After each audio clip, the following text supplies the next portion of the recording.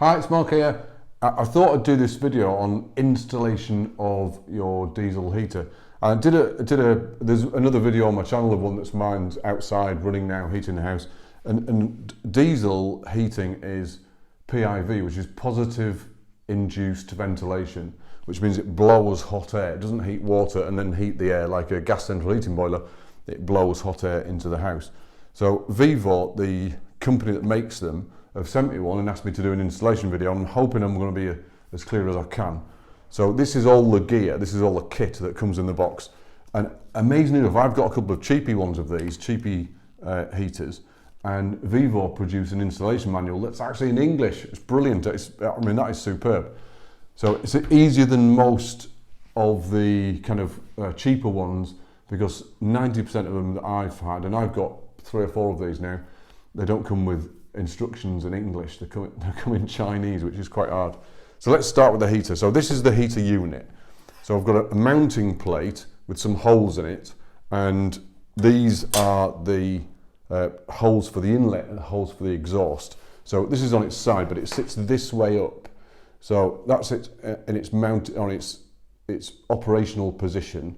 And to get it to sit like that in a vehicle or in a building or in a box, we need a mounting plate so that the exhaust inlet go through those holes in there, and then these holes are the mounting holes to mount it onto a solid surface. So that's them. Now there's 6 things on here. Can I put it like that? Right, I'll put it there like that and hold it. There's about 6 things to be aware of. So we've got inlet air and exhaust air. We've got electricity, which is 12 volts, and we've got combustion air and combustion exhaust and fuel. So there's 1, 2, 3, 4, 5, 6 different things, and that's what all this gear is for, is to control all the different circuits, you know, of the operation. So let's start with, we'll work from this way along the table. So we'll start with this side. So this is the fuel tank. So the fuel tank comes with holes, pre-formed holes, so you can mount it onto a flat surface of a caravan or a camper or a wall of a house. Filler cap, of course, and inside we've got a flat base there, so we can take our feed out from the fuel tank. So that's a 10-litre fuel tank, and that came with the unit with the Vevor heater. And the fuel line, so the fuel line comes off there, so I'll actually do that. This is the fuel line. So the fuel line comes off the tank and then comes to, in fact actually it goes to the pump first. So the pump is mounted on a piece of rubber or a rubber clamp, and that can of course go, that's then mounted onto the wall of your camper or your vehicle, or on a wall somewhere, or a box. Now there's an angle for this. I think it's 35 degrees it's got to be angled at. So the fuel line goes from the tank to the pump. So we cut this up, you know, a pair of side cutters, cut it up so we've got a line from the tank to the pump. And then the next bit goes from the pump, the outlet of the pump, to the heater. So that feeds fuel into the combustion chamber. So that's the fuel line done. So that's the fuel circuit already done. Next bit then, we've got to get electric to mix with the fuel and the air in there to burn it. So we've got an electrical connection into the heater, which is 12 volts. So you can either run it off the battery off a vehicle, or you can run it off a trickle charger and then a battery in the house, or you can run it off a PC power supply, because all PCs are 12 volts, so you can get a power supply from a PC and run it off that. They're about, I don't know, about 20 quid. You need a 20 amp one because it draws quite a lot of amps on startup, and then it slows down when it's running. So electricity goes in that way. Now on this, there's feed in and then there's feed out. So the feed out goes to the control unit, and that's to control the heater. So to switch it on, we've got one button, hold it down until it goes on. To switch it off, when it's on, hold that button down until it goes off, and it slows down and then stops. To change the temperature is these 2 buttons here, up and down on temperature. And that's pretty much, I mean there's a bit more to it, but that's pretty much it. So it's fairly simple in operation. And then on this one, there's a remote, so you can operate it from the couch or inside your vehicle, or if that's not long enough to get where you want it to. So you've got a remote on that.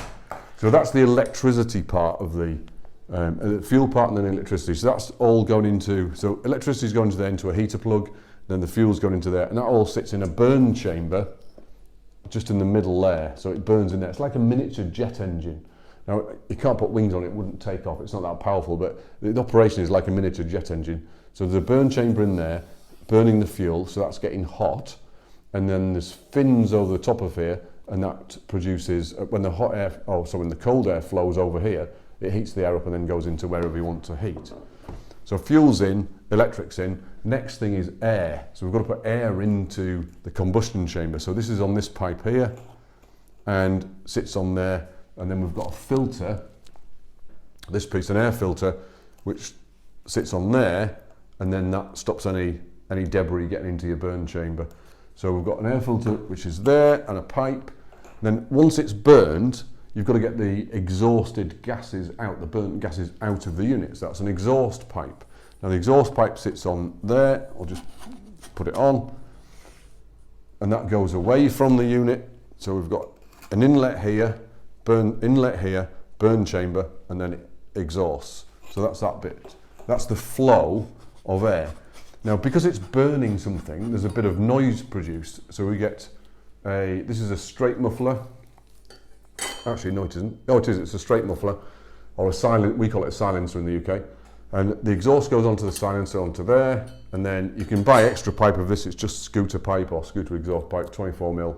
Then you can put some on there to route it wherever you want it to get the exhaust away from the unit. We need the exhaust a good 6 foot away from the unit, even if it's outside, and that stops any exhausted, combusted gas going into your clean air, which is being heated up, and that's on this side, and we'll go through that in a second. I forgot that. So on your fuel, you get a fuel filter as well in the box. That's got to run, do you know, I'm not sure if it runs pre-pump or post-pump. I think it's pre-pump. I'll look at the instructions, which are in English, thank goodness, to see if it runs post-pump or pre-pump. Now, what's next then? So next then is the actual air that's being heated. So that comes in here, and we've got a pipe here. Now that extends, it's a compressed pipe. So that extends, and that's the cold air coming into the heater, and then that's got to come into wherever you want to heat, in your tent or your camper or your house or your building or office. So that hot air comes out here on this one, and then you can direct it out any way you want it. So I'll go through the route again just so it's clear. Clean air comes in here through this one, that's combustion air. Exhaust goes out there, that's exhausted burnt air. That's the combustion process, that's in a chamber in here. And then outside, inside this box, but outside the burn chamber, are fins so that cold air can come in, and then hot air, we use a different pipe just so we're not confusing, hot air can come out and then be directed wherever you want it to.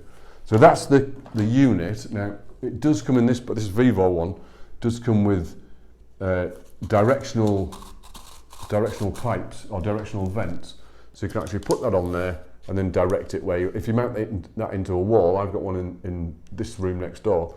If you mount it into a wall, you can direct the air to wherever you want it to in your building, unit, tent, caravan. And also you could put my extra ones of these, extra ducting. This is I think this is 75mm ducting, so there's all sorts of places that manufacture that. But you get a dual direction one which splits the air up, so it's got a little V in the top, just so it's not a 90-degree hit and then directed, so it directs the air out as a T-junction piece, so you can direct it in 2 places at once. So I think that's the heater done. So you've got to mount this using the mounting plate. So it sits vertically, as in these are on the bottom, mounts into a solid surface such as a box, a vehicle base or a floor, or onto, they're the 2 places to mount them, into a box or into a vehicle floor. And then the exhaust goes out of the vehicle, so you don't have any exhausted gases coming into the vehicle. If you can, I've got a Land Rover, so on my Land Rover, we've got it mounted inside a box on one of the shelves in the pickup. So all of the exhausted air goes outside, just under the back wheel arch, then it goes out that way. So when you're driving along, and we use it for, because we've got an open top Land Rover, and that actually creates a heat curtain around us when we're driving along. It's really quite good. So that's the diesel heater. This tank, of course, you can see when it's getting down. This is a 10-litre tank. and it's semi-transparent or translucent, so you can see the level of fuel coming down, so you know when to change it. So we've got a little line there, don't go below that, and then you won't pick up any dregs in the bottom of the tank. And it's perfectly legal to run red diesel for home heating, for non-commercial home heating, so you can run red diesel in there, and the red you can see better than the regular road diesel anyway. So I'm quite impressed. This is actually a little bit of weight in that. It's heavier than the usual ones, the cheapy ones, and everything in this pack, excuse me, everything in this pack is reasonable quality. It's good.